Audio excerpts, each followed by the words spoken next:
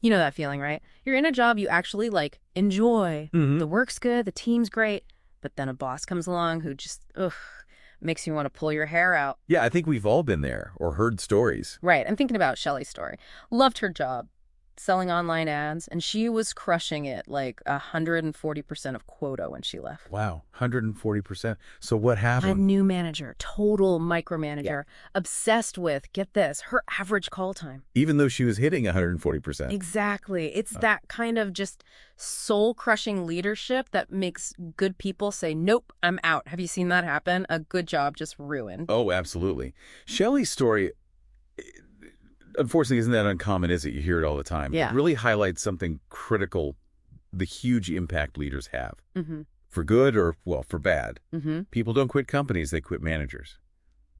There's so much truth in that. You get talented people, happy otherwise, and a bad leader. That's the absolute deal breaker. Exactly. And that's what we're really digging into today. We're exploring what makes people want to follow a leader. Okay. Our guide here is Jeb Blount's book, People Follow You, The Real Secret to What Matters Most in Leadership.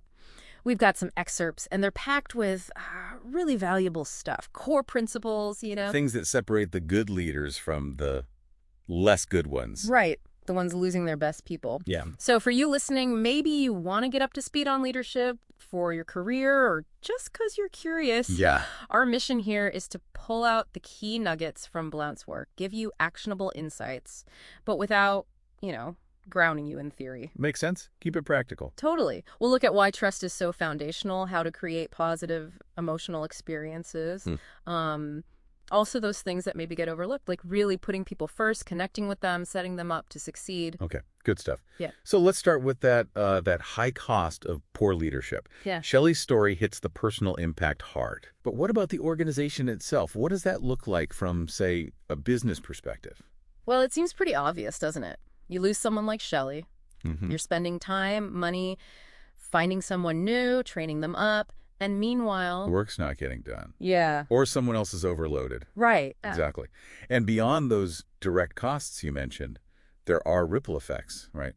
Like what? Well, think about Shelley's client relationships. Those could be shaky now. Good point. And like Zeke Lopez said, companies can only grow by leveraging good leaders. Poor leadership. It's basically a bottleneck. Okay. It stops the whole company from growing. Stagnation, maybe even decline. When your talented people feel stifled or just leave, Yeah. the whole team suffers. The company suffers. It really drives home that leadership isn't just, barking orders. Not at all. It feels much more, human, personal. Absolutely. Blunt really hammers this point. Leadership is personal. Everyone on your team, just like you, brings their own background, emotions, experiences to work. Right. We're not robots. Exactly. So a one-size-fits-all approach, it's almost guaranteed to bomb. Yeah, I can see that. The relationship you build with them, the ones they have with each other, it's all shaped by these individual things. That's why just having a title, manager, director, whatever. Doesn't make you a leader. Right. True leadership starts when people choose to follow you. And they choose based on their reasons, their perceptions, not just your spot on the org chart. Have you felt that difference yourself? Oh, definitely. I've had managers who were technically in charge, but nobody really followed them, Mm-hmm. No respect there. And then you see people in maybe less senior roles who just naturally inspire others. They guide people. Exactly. And within that whole personal dynamic, Blount makes this useful distinction. He talks about leading, managing, and coaching. How do you see those differing? Well, leading feels like the big picture, right? Setting the vision, inspiring people. Managing seems more day to day, keeping things organized, making sure tasks get done. The operational side. And coaching. That feels like developing people, helping them grow their skills. That's a great way to put it. Huh? Blount adds a bit more detail. Leading, he says, is shaping the workplace, vision, innovation, really tapping into emotions to move people towards a goal. Okay. Managing is the practical stuff. Organizing, planning, directing the actual work. Got it. And coaching is that continuous development piece, training, feedback, ongoing support. And the key thing, effective leaders need to be good at all three. All three, really? Yeah, the balance shifts, right? Yeah. Depending on your level. A field sales manager might spend way more time coaching. Makes sense. Plant controller, probably more focused on managing. And the CEO, Their main job is often leading that big picture vision. Does that kind of track with what you've seen? It really does, yeah. The higher up you go, the more it's about vision and inspiration, less about the nitty-gritty details. Now, here's a question from the book that really made me pause. Who is more important, you or your people? It feels almost wrong to ask. It does feel a bit jarring, doesn't it? But it forces you to think about what leadership is really about. How so? Yeah. Blount sets up this scenario. Imagine your whole team shows up Monday morning, ready to roll. But you're not there. Okay. Would work still get done? Probably. Right? Yeah, most likely. People know their jobs. Tasks would get handled. Now flip it. You're the only one who shows up. No team. What happens then? Not much, I guess. Exactly. Suddenly, who's more important seems pretty clear, doesn't it? Yeah. Wow. See, ineffective leaders often think they're indispensable. They're the reason for success. They get paid for their work. But that's not it. Blount argues no. As a leader, you are paid primarily for the performance of your team. Their success is your success. That totally reframes it. It reminds me of that story, the director of national accounts, the one who had to okay every single decision. Yes. Perfect example of someone who thought they were the most important piece. What happened there? What were the consequences? Well, the team felt completely powerless. Just cogs, you know? Yeah. No initiative. Ugh, frustrating. Everything bottlenecked at his desk. Oh. If he wasn't around, nothing moved. Sounds unsustainable. Hardly. Company grew. That approach just couldn't scale. He was eventually let go. Wow. His need to control everything, it didn't just stifle his team's growth, it ultimately tanked his own success, too. Ever worked somewhere like that, where one person held all the cards? I have, yeah. It's incredibly demotivating. You feel like your hands are tied. You can't contribute your own ideas. Yeah. Why bother, right? Exactly. And that flows right into the next point. What do leaders get paid for? It's clearly not just for clocking in and doing your own tasks, is it? No, based on what we just said, it sounds like the exact opposite. Precisely. Blount tells this cautionary tale about Dave, a director of sales. Okay. He got completely obsessed with reports, generating endless reports that, well, turned out to be pretty pointless. Oh no, what did that do to the team? It pulled his salespeople away from actually selling. You know, the thing that generates revenue. Right, their main job. The talented people he inherited, they got so frustrated they just left. So his focus was totally misplaced. Completely. And because his team's performance tanked, Dave eventually lost his job too. Ouch. The core message is really stark.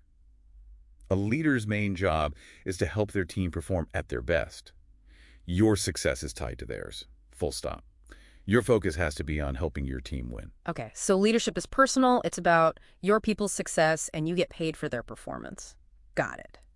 Now, let's get into one of Blount's principles that I found really eye-opening. You are not normal. What's he getting at there? This is such a critical insight for anyone stepping into leadership. Think about it. If you've made it to a leadership role, chances are you're pretty talented, right? Hopefully. You're driven. You probably hold yourself to a much higher standard than average. You put in the extra hours, make sacrifices, always pushing to improve. That's likely how you got there. Okay, yeah. The mistake many leaders make, often without realizing it, is assuming everyone on their team is wired exactly the same way. Ah, projecting your own drive onto others. Exactly. Assuming they have that same intense ambition. Yeah. But the reality, most people operate in a more, well, normal range. They have different priorities. Work-life balance, maybe. Right. Different goals, maybe not aiming for the C-suite.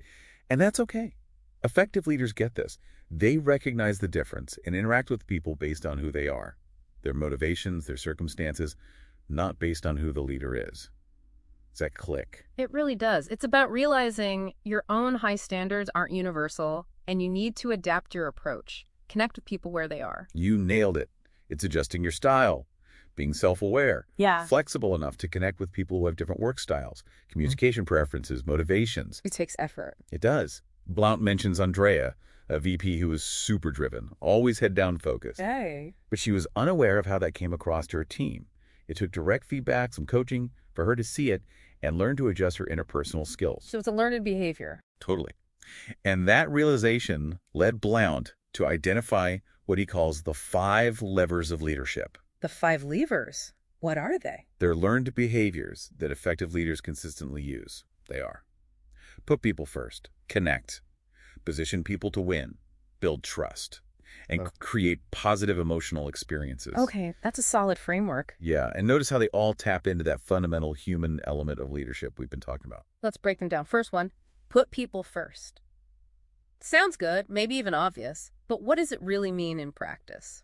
Well, Blount argues it means genuinely prioritizing your team's needs, their goals, their well-being, often even before your own. Okay, but not being a pushover. Exactly. It's not about neglecting your job, but creating an environment where people believe you have their best interests at heart. He tells this pretty awful story about Dane Sism and a gum wrapper to show the opposite. Oh yeah, what happened? This manager, instead of just picking up a dropped gum wrapper himself, made his busy bartender crawl under the bar to get it. Seriously, why? It's just a petty power play. What does that tell you about his priorities? Oof. Ego first, people last. Way last. Precisely. Blount contrasts that sharply with Robert Greenleaf's idea of servant leadership. To servant leadership. Yeah, where the leader's main job is to serve their people, help them grow, develop, reach their goals. Okay. When you genuinely focus on serving your team, supporting their success, they're way more likely to be engaged, motivated, give you their best. It makes sense intuitively. He also mentions Bob Nardelli at Home Depot. Yeah. His very top-down command and control style. Mm-hmm. Alienated employees didn't end well. A real me-first approach. Right. And importantly, this isn't just like a feel-good idea. Blount references Contented Cows Give Better Milk, a book showing companies that do put people first consistently outperform those that don't. So there's data behind it. Yeah. Putting people first isn't just morally right. It's actually good business strategy. The bottom line benefits. That's compelling. Okay. People first leads to better performance. The next principle was be likable. Now, likable, that can feel a bit fuzzy, subjective. What's Blount's take? He draws a really key distinction. Being likable doesn't automatically mean people will follow you. Okay. But being consistently unlikable, that almost guarantees they won't. Ah, interesting. It's more about avoiding the negative. Kind of. Think about it. We naturally avoid people we don't like, right? We're less open to them. Sure. If your team doesn't genuinely like you, they won't want to connect personally. They'll resist your coaching. They'll struggle to trust you. So likability acts like a gateway. A gateway to connection and trust. Exactly. It's fundamental for those relationships you need as a leader. But he also warns against trying too hard to be liked, right? That can seem fake. Totally. The goal isn't winning a popularity contest. It's about consistently showing qualities that bring about a favorable regard, as he puts it. Your character, your integrity, how you treat people. He tells Dick's story about his old boss, Bob. Bob was tough, demanding high performance. But he was also genuinely likable. Good sense of humor, put himself in his employees' shoes, seemed to actually care about them. So you can be demanding and likable. They aren't opposites. Definitely not. Bob proves that. Okay, but what about those times, and they happen, where you just don't naturally click with someone on your team? How do you handle that professionally? Yeah, that's a real challenge. Blount admits it's human nature to gravitate towards people like us. In diverse teams, you won't always have that instant connection. So what's the skill? Discipline. Consciously managing your own biases, actively looking for and appreciating the unique talents and perspectives each person brings. Focusing on their contribution, not personal differences. Exactly. Shift your focus from irritation to value. Blount makes this powerful point. A leader who just tries to be liked will probably compromise on important stuff and fail. But a leader who genuinely tries to like their people makes that effort to understand and value them. They often find that positivity gets reflected back. Have you seen that play out? I think so, yeah. When you focus on someone's strengths, what they add, it builds a better working relationship, even if you wouldn't hang out on weekends. Right. Okay, next principle. Flex your style. What does that mean for a leader? Sounds like not being rigid, adapting how you interact based on the person or situation. That's a great summary. It builds right on that "you are not normal" idea. Okay. Flexing your style means consciously adjusting your behaviors, your communication, to align better with the individual you're leading. Why? What's the goal? To make them feel more comfortable, more understood. Ultimately, it makes your communication way more effective. But it's not about being fake, changing your whole personality. No, definitely not. It's not about becoming someone you're not. It's about strategically adapting your approach. Give me an example. Okay, say you're naturally very direct, blunt, maybe. But you're leading someone who's more reserved, needs time to process, prefers things phrased more gently. Flexing means maybe you slow down, ask more open-ended questions, give them space to think before responding. Got it. Matching their preferred style. Right. And when people feel comfortable with your style, Mhm. they're just way more receptive to your coaching, your feedback, collaboration. Everything works better. Ever had a leader whose style really meshed with yours? How did that affect things? Oh, yeah. I had a manager who was brilliant at tailoring feedback. With me, direct but constructive, loved it. Okay. With someone else, more sensitive, they were much gentler, more encouraging, and made a massive difference in how we all responded to their guidance. Perfect example of flexing in action. Now, the next one might sound almost too basic. Be polite and respectful. Why does Blount make such a point of this? I mean, it should be standard, right? Basic manners 101. But maybe, in the rush of work, it gets forgotten. You hit it. It should be standard. But Blount argues that in today's often hurried, sometimes rude world, consistently showing basic manners and etiquette, Yeah. it can actually be a competitive edge for a leader. How so? Rudeness, disrespect, they're guaranteed ways to be unlikable, damage relationships, hurt your career. Makes sense. But being consistently polite, respectful in all your interactions, no matter who it is, it makes a huge positive impression. Shows you value people. And not just upwards, right? It's everyone. Absolutely. Right. From the most junior person on your team to the security guard or the cleaner, everyone. Simple things saying please, thank you, consistently show you don't take people or their efforts for granted. And being polite doesn't mean you're weak, right? Or that you can't hold people accountable. Not at all. That's a huge misconception. Kindness and politeness are not about being a pushover or letting poor performance slide. Okay. They're about treating every single person with basic human dignity. Mm-hmm. He tells this, frankly, awful story about a manager firing someone while they were on vacation. No, that's terrible. A shocking lack of kindness, right? Basic decency. He really emphasizes the golden rule here. Treat others how you want to be treated. And just flat out says, be kind to everyone no matter what. Yeah. Your reputation depends on it. Okay. Kindness and respect are non-negotiable. Let's shift gears slightly to those more outwardly inspiring qualities. Passion, enthusiasm, and confidence. How do these play in? Blount argues these are seriously infectious. Infectious. How? Well, genuine passion for leading people, visible enthusiasm for the work, the goals, it acts like a magnet. It draws people in, gets them excited about the vision. Okay. And confidence in yourself, your abilities, the direction you're headed that gives your team a sense of security, especially when things get tough or uncertain. Yeah, you need that reassurance from a leader. Even with bad news, like unwelcome changes.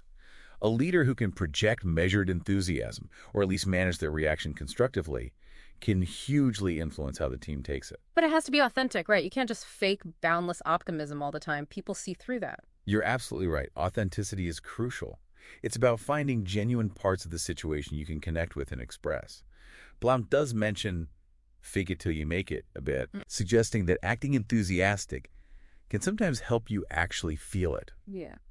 But with confidence, it's about balance. Balance between what? Between lacking confidence, which kills trust, and being arrogant or overconfident, which just pushes people away. So like a realistic self-belief. Exactly. He calls it core confidence, that underlying belief you can figure things out, find a way to succeed, whatever comes up. He even reframes fear. How so? Fear is usually seen as bad.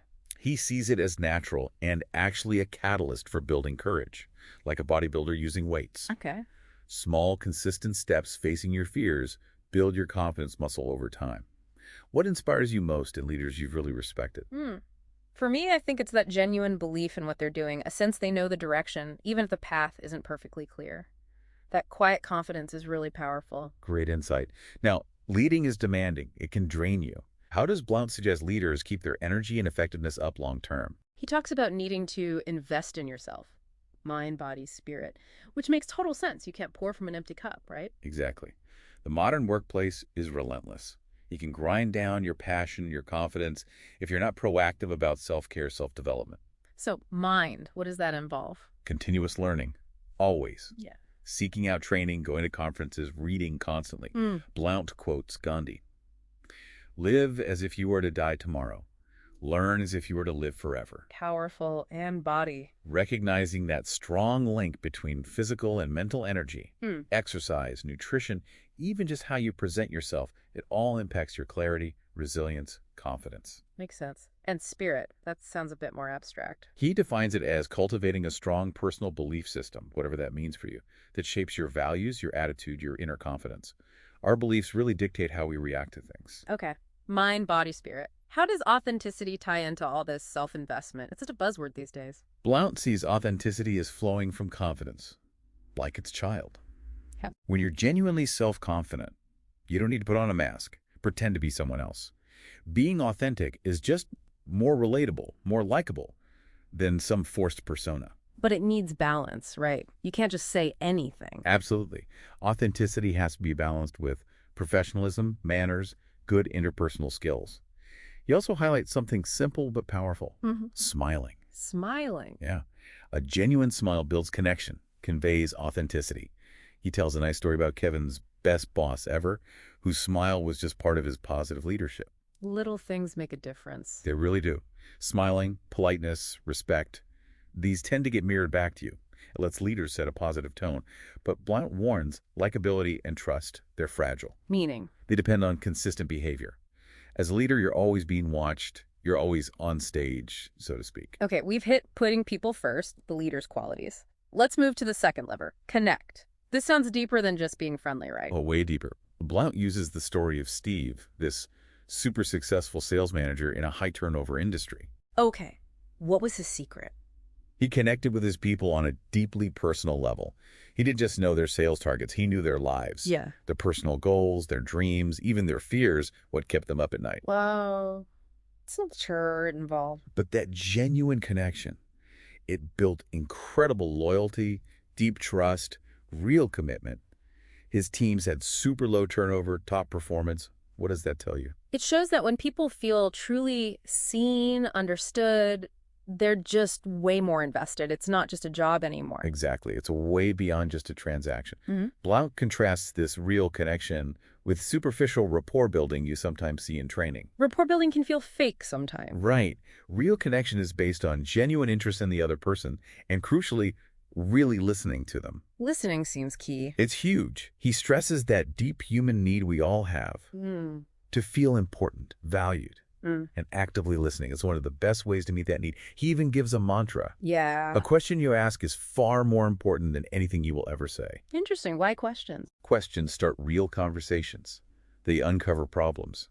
And they show you're actually paying attention, that you care what the other person thinks. So what kind of questions work best for building these connections, especially early on?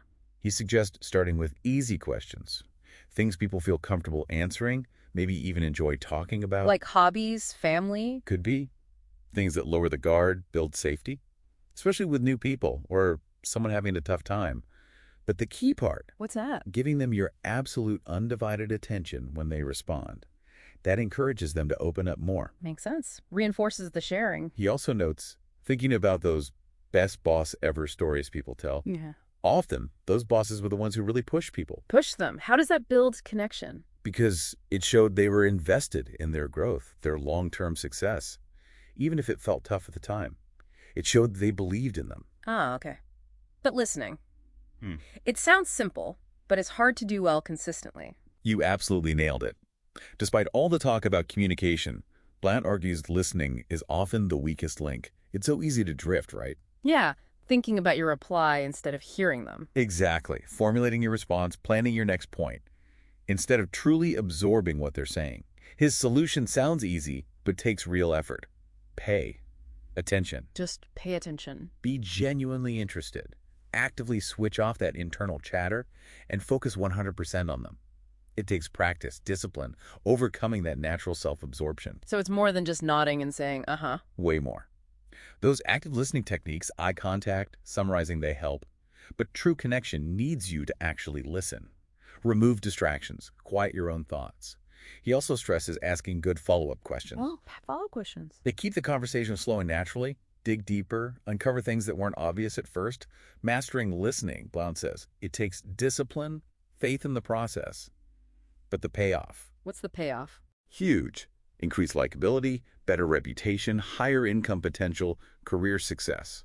It all comes back to listening. Okay, so listening is fundamental, but what about our digital world? Email, texts, voicemail. They're convenient, but they lack that human element for connection, don't they? They definitely do. Blount warns that while these tools are efficient for some things, using them badly, it can seriously damage connections, even destroy trust. How so? It's not just what you say, but how it lands without any nonverbal cues. No tone of voice, no facial expression. Yeah, emails can sound so harsh sometimes. Exactly. Easy to misinterpret tone. Easy for emotions to escalate when none were intended. And venting negative stuff this way, super risky. Why risky? Emails get forwarded, voicemails get replayed, negative stuff gets amplified, preserved. Blount gives some simple but vital rules for digital comms. Like what? Rule 1. Never express negative emotions digitally. Ever. Do express positive ones, praise, thanks. Stick to the facts. Avoid emotional language. Pause before sending. Always. Proofread, playback voicemails, try to see it from their perspective. Yeah. And the big one. What's that? When in doubt, if it's sensitive, potentially emotional, pick up the phone. Have a real conversation. Real time. Human interaction is usually the best way to keep connections strong and avoid unnecessary drama. That's really practical advice for today's workplace. Okay, let's move to lever 3. Position people to win.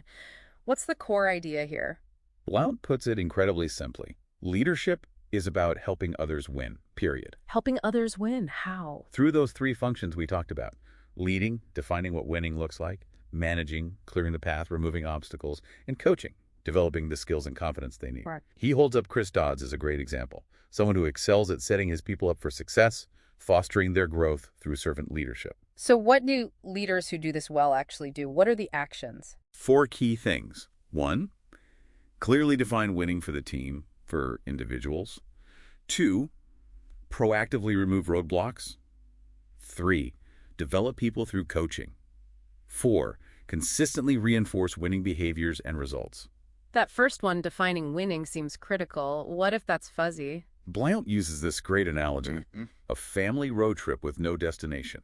What happens? Chaos, frustration, people wanting to go home. Exactly. Same at work. If people don't know the target, what success looks like, or if the goals keep changing without explanation, they flounder. Like shooting at a moving target. Precisely. His moving target's dartboard image. How could you hit the bullseye if it keeps shifting? The solutions are clear, though.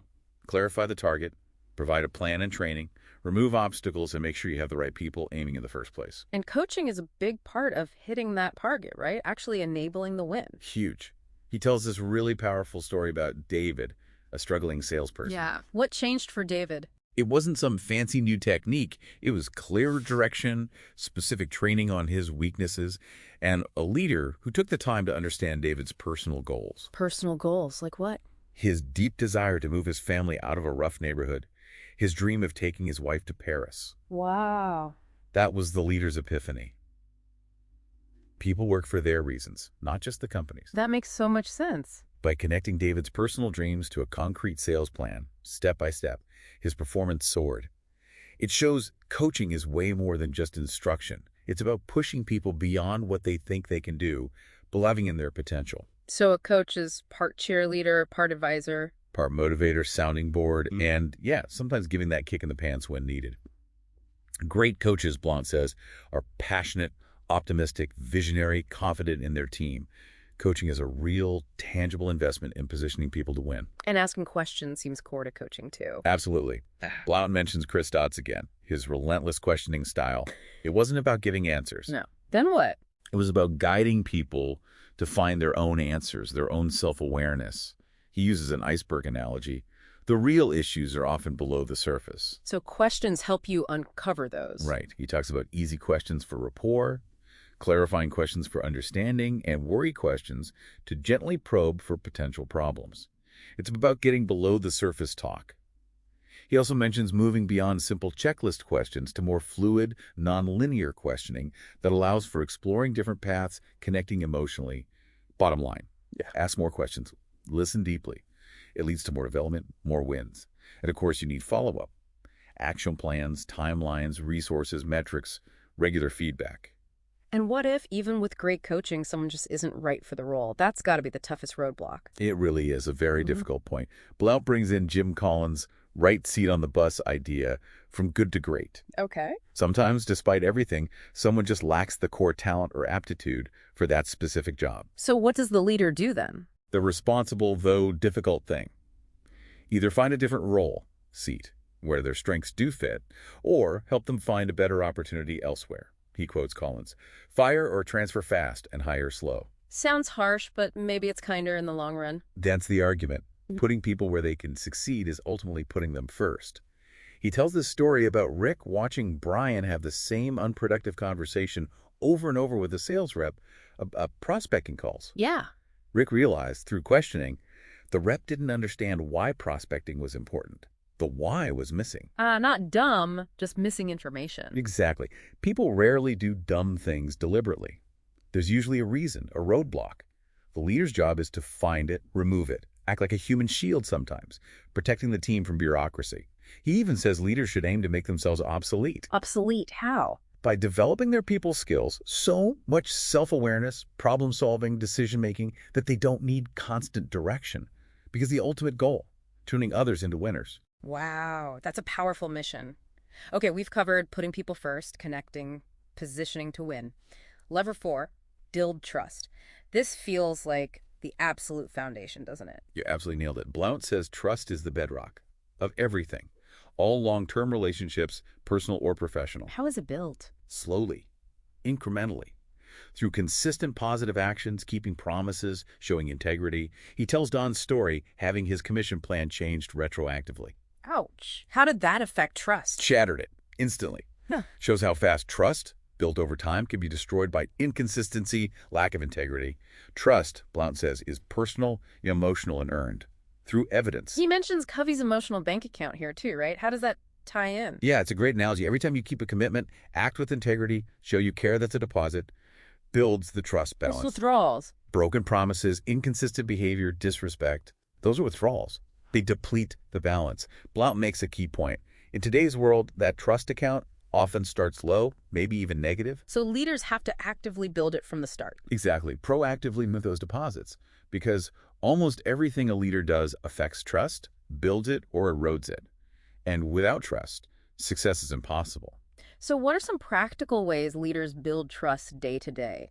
Several things. One is leveraging your support team, effectively keep them informed, give them what they need, make it easy for them to help you, build rapport, don't just rely on authority. Okay. What else? Apologizing. Yeah. Sincerely and quickly when you screw up. He shares a personal story, criticizing an idea publicly, then apologizing genuinely. It didn't just fix it. It strengthened the relationship, built loyalty. So owning mistakes builds trust. Absolutely. And finally, he brings it back to listening again. Listening builds trust. How? Because when you truly listen, you show you value the other person, their perspective. That creates a bond, fosters trust almost automatically. It's a shortcut. Okay, listening is powerful. That brings us to the final lever. Create positive emotional experiences. Why focus on emotions at work? Isn't it supposed to be professional? Blount shares this really moving story about Shirley. On her last day, her team gave her this note detailing all the positive ways she'd impacted them. Oh, that's lovely. It shows the lasting power of positive emotional connections.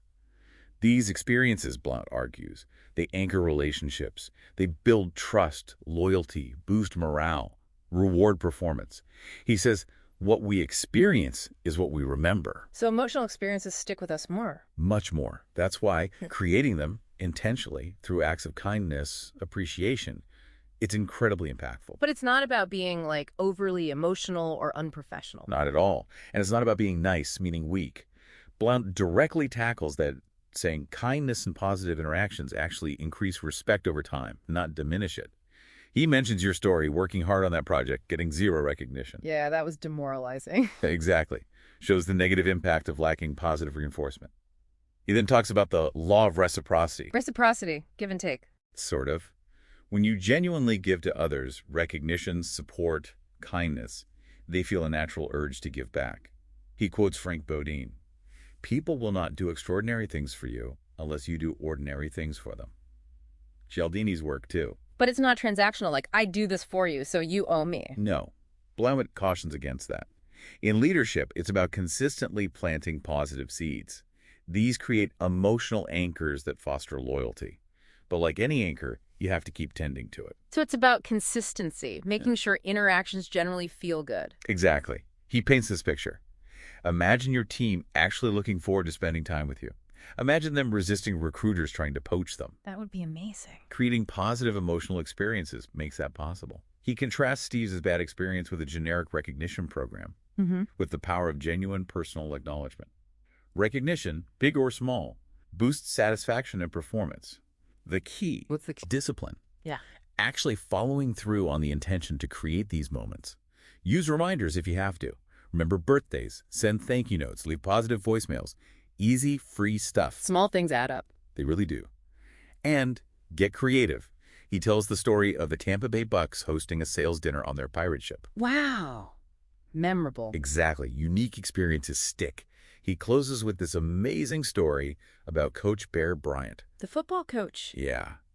Decades earlier, he sent a thank you note to a restaurant owner. Just a small kindness, keeping his word. Years later, that owner's memory of Bryant's integrity helped him land a crucial recruit. No way. Shows a long ripple effect. Right. Small acts, integrity, they echo. Blount reminds us it's not just about famous leaders, it's about everyday leaders, like us, using these principles. Because the core message is simple. People follow you. Wow. This has been incredibly insightful, a real deep dive into people follow you. So just to quickly recap the big takeaways for everyone listening, those 5 levers. Put people first, always. Connect genuinely, authentically. Position them to win, define it, clear the path, coach them. Build that trust through consistent action and really listening. And finally, intentionally create those positive emotional experiences in your interactions. Yeah.